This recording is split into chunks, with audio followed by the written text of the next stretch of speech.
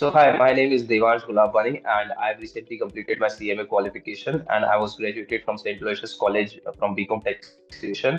And as of this moment, I help my father in our family business, and I'm also thinking to start something of my own.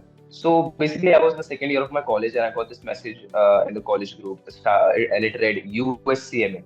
What grabbed my attention was the first two letters, that was US. I was always excited to about US cultures and all that. So I thought this might be the best opportunity to understand US finance and accounting. So next day I went to the college and I spoke with Miles counselors. They explained me everything in all the thing in detail, all things in detail, and explained the entire syllabus. So I thought, yes, this might be my thing.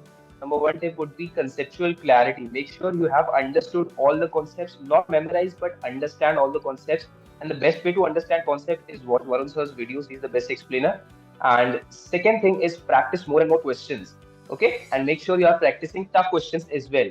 Do not leave tough questions. You will be facing tough questions in the exam. Final tip would be mock test. Give mock test along with essays. So these are the golden three tips that you should apply to clear your SIM exams. I think I was my friend. I got one score apart from result, and my father was like, "Okay, okay." But my mom was very happy because my father somehow knew that I'll make it, so he wasn't surprised quite a lot. He was confident in me. And the thing is, when I got my part two score, and other day my mom and me was watching movie, and I whispered her, and I cleared the part two as well. So she was very happy. She started crying, and it was quite a moment. CMA matlab might.